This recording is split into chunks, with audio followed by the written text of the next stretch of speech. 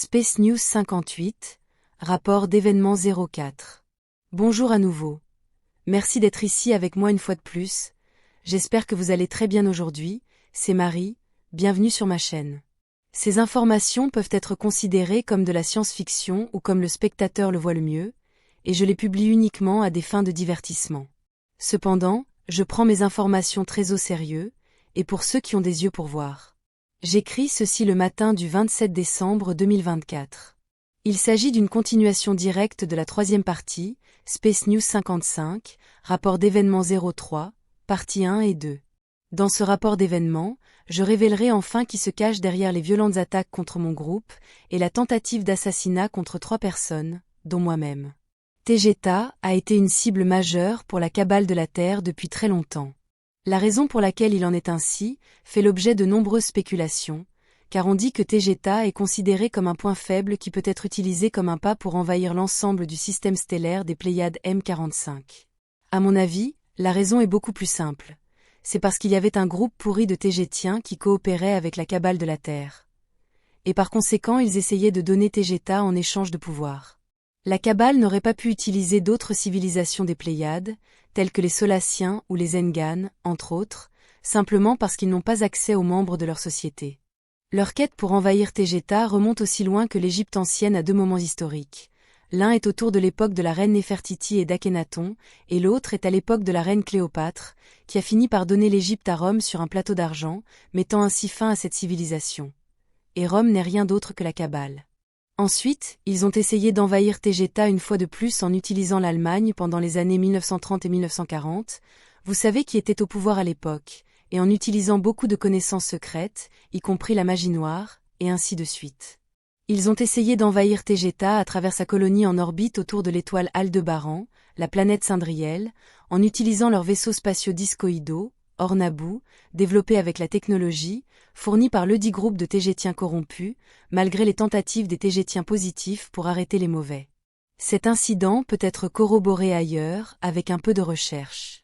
Et cela peut être un sujet pour une autre vidéo future, car je ne veux pas m'écarter du sujet. La dernière tentative d'envahir Tegeta est celle que nous sommes en train de voir et d'expérimenter en ce moment, car elle est encore en cours. Il y a 6 ou 7 ans terrestres, il y a eu une forte tentative d'imposer une fausse reine à Tegeta, qui serait une marionnette de la cabale de la Terre, ouvrant ainsi la voie à une invasion, ou à l'assimilation de la société tegétienne sous le contrôle de la cabale de la Terre. Cela est dû au fait que Tegeta n'avait pas de roi ou de reine depuis longtemps, car elle fonctionnait uniquement avec un haut conseil, donc imposer une marionnette en utilisant la manipulation et la trahison était une tentative viable de contrôler Tegeta, car l'équivalent d'une constitution, accepter l'existence d'un roi ou d'une reine, qui pourrait avoir assez de pouvoir pour passer outre le Haut Conseil lui-même. Les membres du Haut Conseil qui étaient en fonction à l'époque à Tegeta ont vu le danger de ne pas avoir de monarque au pouvoir et ont donc cherché leur propre candidat pour prendre immédiatement le poste. La seule personne qualifiée pour le poste et basée sur l'expérience familiale et les archives semi-héréditaires était Alénime de Témer, qui à ce moment vivait une expérience de vie sur Terre en tant que simple être humain, bien qu'à l'époque, elle acquérait déjà une certaine notoriété là-bas par elle-même. Alénime Alexandra a été extraite de la Terre, et fut mise au courant de tout ce qui se passait, et a été rapidement couronnée 71e reine de Tegeta. Cela a nié le côté régressif, la possibilité d'imposer un monarque marionnette qui coopérerait avec la cabale de la Terre. Comme on pouvait s'y attendre, il y avait beaucoup de troubles politiques à Tegeta à l'époque, du moins c'est ce que l'on nous fait croire. Selon l'histoire officielle des Tegétiens, le côté régressif a infiltré la société tegétienne avec des agents infiltrés qui auraient tout fait pour assassiner la reine Alénime afin d'imposer leur propre reine marionnette, qu'ils avaient déjà préparée à l'avance. Cela a poussé la reine Alénime à décider de rester à bord de son vaisseau amiral, le vaisseau spatial Toleka, avec un équipage très réduit composé de son entourage le plus digne de confiance, d'où elle pouvait travailler en toute sécurité, et n'utiliser la technologie de présence à distance que lorsqu'elle devait être présente ailleurs, pour des raisons de sécurité, du moins autant que possible. Cette décision a été fortement soutenue par les nouveaux membres du Haut Conseil tégétien, qui ont également pris leurs fonctions à ce moment-là, écartant la plupart des anciens, et comment ils ont fait cela n'est toujours pas clair pour moi. Bien que la reine Alénime était en sécurité, ou relativement en sécurité à bord de son vaisseau spatial Toleka, qui agissait comme une forteresse médiévale, cela la maintenait également prisonnière, toujours regardant par-dessus son épaule, s'attendant à une tentative d'assassinat, chaque fois qu'elle n'avait pas d'autre option que de quitter son vaisseau pour une réunion officielle ou un événement similaire. 6 années terrestres se sont écoulées, de 2018 à 2024, les années où la plus grande partie de ce contact a eu lieu, principalement à travers Robert de Desperando Enigma et Goshia de Cosmic Agency, en tant que produit secondaire, ou conséquence de l'échec artificiel du projet Premier Contact de la Fédération Galactique. Pendant ce temps, la reine Alénime a rarement quitté la sécurité du vaisseau spatial Toleka, où elle vivait avec une moyenne de 30 de ses gens les plus dignes de confiance. Le problème est que les vaisseaux spatiaux, en particulier les grands comme le Toleka, nécessitent un équipage important pour fonctionner efficacement, sinon ils tombent en négligence, et des problèmes mécaniques commencent à apparaître partout, car un équipage de 30 personnes n'est pas du tout suffisant pour répondre à ses besoins de maintenance de base, malgré leurs meilleurs efforts. Vivre à l'intérieur d'un vaisseau spatial avec très peu de personnes est également difficile pour l'esprit, en particulier pour la reine Alénime qui ne pouvait pas quitter le vaisseau sans craindre pour sa vie. En même temps, le vaisseau lui-même a commencé à accumuler des problèmes de toutes sortes en raison d'un manque d'entretien adéquat. Le vaisseau spatial Toleka a commencé à se détériorer, au point où son plus gros problème était une fuite d'eau constante dans toutes les zones habitables et les ponts. Cela est dû au fait que tous les croiseurs lourds de classe Toleka du premier lot de production ont leurs réservoirs d'eau principaux placés au-dessus et devant le pont principal du hangar, car l'eau est un très bon bouclier contre les radiations spatiales et les particules. Le problème avec cette conception est que les très grands réservoirs d'eau sont au-dessus des zones habitables, donc en cas de problème ou de défaillance des conduites d'eau, des vannes ou des réservoirs eux-mêmes, la fuite importante inonderait les ponts des zones habitables en dessous. C'est ce qui est arrivé au vaisseau spatial Rital il y a quelques années, qui est le deuxième vaisseau spatial Toleka, du premier lot, à être construit, lorsqu'elle a eu un problème avec les réservoirs, ce qui a fini par inonder plusieurs ponts au point où l'équipage a vécu l'expérience d'un vaisseau faisant littéralement naufrage dans l'espace et qui a dû être réparé avec des plongeurs en scaphandre. Ce problème de réservoir d'eau est maintenant résolu dans les vaisseaux spatiaux de deuxième lot Toleka, également connus sous le nom de classe Sadikleia, dont seuls 2 ont été construits jusqu'à présent, le Sadikleia lui-même, et le Big E, ou Grand E, qui n'est qu'un surnom car je ne suis pas prête encore à révéler son vrai nom. Alors que le Toleka vieillissait, et que la reine Alénime était également fatiguée de toutes les exigences qu'elle avait en tant que reine, et ne pouvant pas les remplir correctement tout en étant piégée à l'intérieur d'un vaisseau, elle a vu la nécessité de trouver une remplaçante, et c'est à ce moment-là que j'ai été nommée princesse héritière d'Alénime. Mon acceptation en tant que telle a attiré beaucoup d'attention des médias de Tegeta, comme on pouvait s'y attendre, donc Alénime a dû ouvrir les portes de sa forteresse spatiale aux médias et aux politiciens de Tegeta, inondant ainsi le vaisseau spatial Toleka d'étrangers.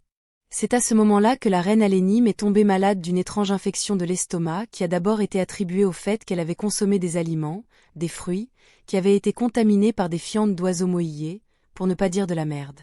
Comme la reine Alénime ne pouvait pas fonctionner en tant que leader en raison de sa maladie, elle m'a nommée reine par intérim, également connue sous le nom de princesse reine, en son absence.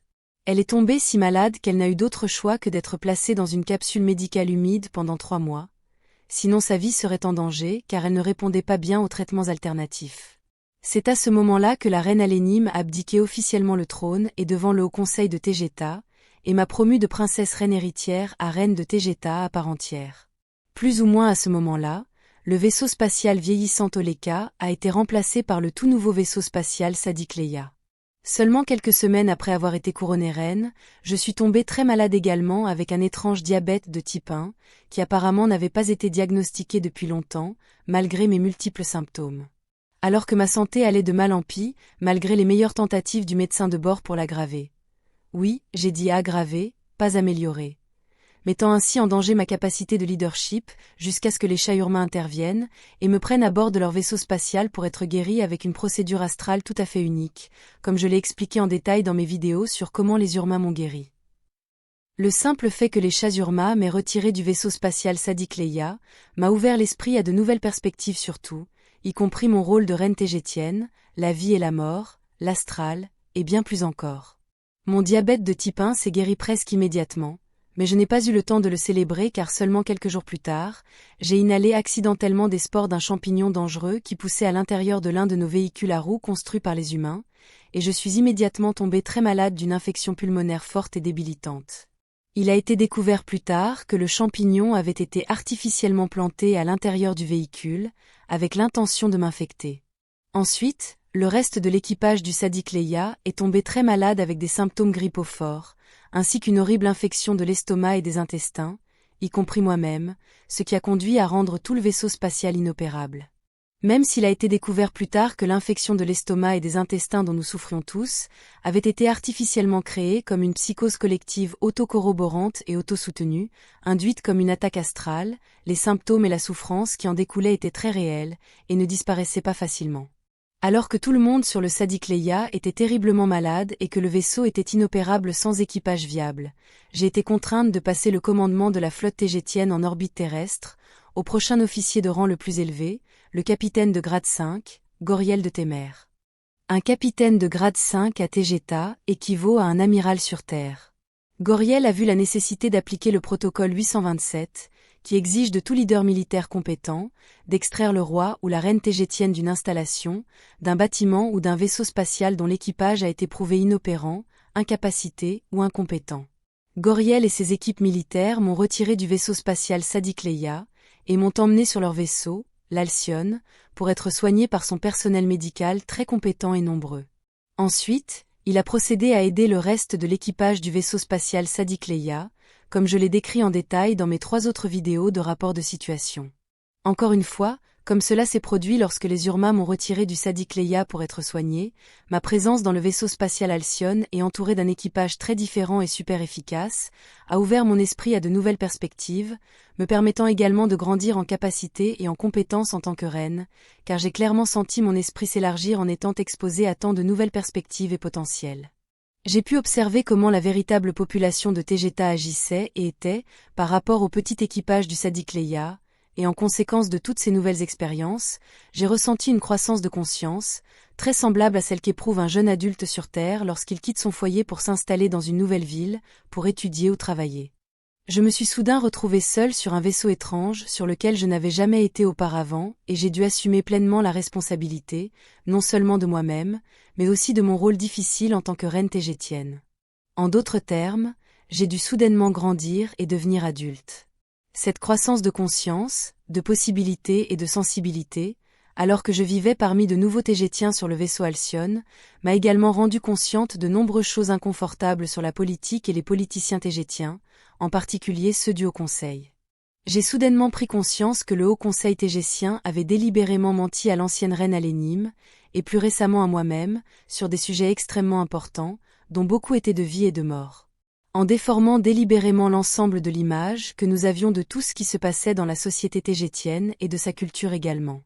Alors que je traversais le processus de compréhension de ce qui se passait et pourquoi le Haut Conseil me mentait et avait menti également à Alénime et à son groupe et pendant la majeure partie des 6 années, j'ai beaucoup discuté de cela avec mes nouveaux amis sur l'Alcyon. Il m'est alors apparu que le capitaine Goriel et son ami proche, le capitaine Thalès du vaisseau spatial Astérope, avaient étudié la situation du Haut Conseil et avaient constitué un solide dossier contre eux, rassemblant des informations et des preuves depuis des années. Dans leur cas, comme cela m'a été exposé, le Haut Conseil de Tegeta avait été infiltré par les forces de la Cabale de la Terre, en collaboration avec des personnages très obscurs de la Fédération Galactique, dans une manœuvre très habile pour prendre le contrôle de Tegeta. Le Haut Conseil avait négligé l'armée tégétienne pendant 6 ans, prétendant qu'elle n'était pas nécessaire, et n'était pas, je cite, spirituelle, comme on pouvait s'y attendre d'une société avancée, affaiblissant ainsi sa capacité à se défendre. Le Haut Conseil avait agi avec l'intention délibérée d'affaiblir la résistance et la capacité de combat de l'armée tégétienne, et avec elle, l'ensemble de la population tégétienne, en faisant d'eux des victimes faciles d'une autre tentative d'invasion. Le capitaine Goriel et le capitaine Thalès m'ont laissé arriver à mes propres conclusions avant d'exposer leur point de vue et avant qu'ils ne me présentent les vastes preuves, donc ils n'avaient pas à me convaincre de quoi que ce soit, car j'avais vu beaucoup de choses de mes propres yeux, mais cela n'était possible que depuis le vaisseau spatial Alcyon, et non en étant immergé dans la bulle déformée du Sadiq Leia et de son équipage super restreint. Le complot d'invasion était clair pour nous maintenant.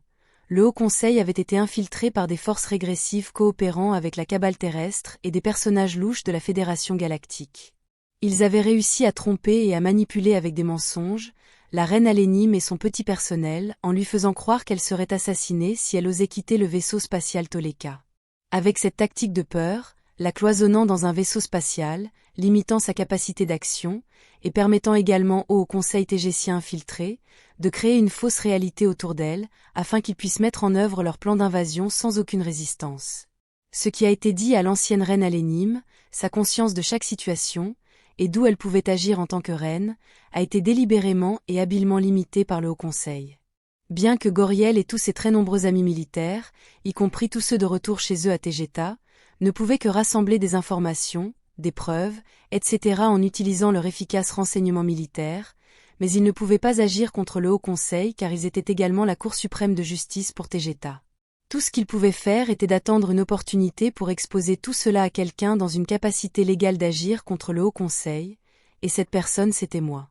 Ils ne pouvaient aller voir l'ancienne reine Alénime avec tout ça, car ils ne savaient pas comment elle réagirait et ce qu'elle penserait de tout cela, car l'armée tégétienne savait qu'elle était sous l'influence de la manipulation et des mensonges du Haut Conseil.